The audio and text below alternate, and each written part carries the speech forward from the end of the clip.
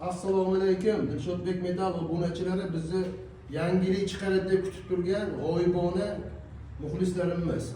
Bitta like, kommentariyani bitta omad deb yozib ketasizlar, yurakchani qizartirib qo'ysizlar. Biz videoni boshladik, seximizdagi ish jarayonlari. Bu darvozamiz mana bitish jarayonida Toshkent shahri Nazarbek shtab degan joyga Aziz akamniki. Bu darvozalari, bu esa kalitkalari. Uzoq joyga ishonmaymiz deganlarga bitta video qilib tashlavoradi, mana ko'rishingiz mumkin. Hop, bu darvozamiz 3 qavat hisoblanadi. Orqasi bir qavat, yuzasi 2-chi qavat, bu yuzidagi ishlovlar 3-chi qavat. Ichiga nima solasizlar? Shumkaga deganlarga mana zavodskoy bazalt solamiz. Shvellarlar polni bezuloq. Mana sharnirlarni og'ir bo'lgan hisobiga aboymali sharnir 2-3tadan qilib qo'yib berganmiz. Bemalol qilib ishlatishingiz mumkin. Qanaqa materialga qilasan deganlarga mana qora profil. Bizda birorta oq yupqa oq profil ishlatmaymiz.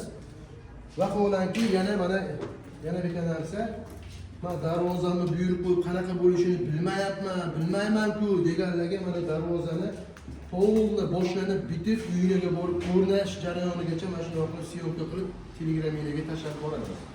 Bu bir qavatli ruchnoy работа. Yashariy fason, Toshkent bozorida deydi. Bu Toshkent shahri Angren viloyatiga.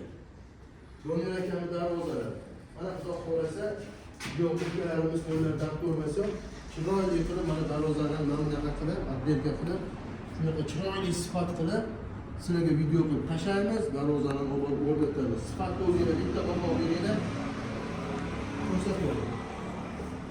Bu ham polni qora profilda eng qalin uchli shtampovkada bo'lgan.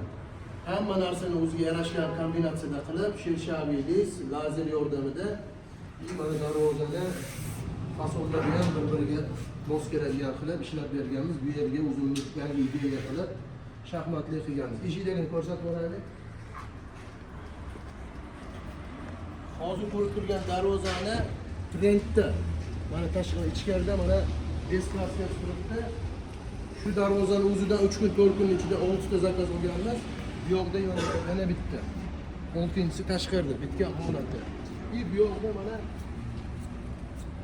darvozamiz yana shu trenddagisi Qirg'izistonga chiqib ketadigan darvozamiz.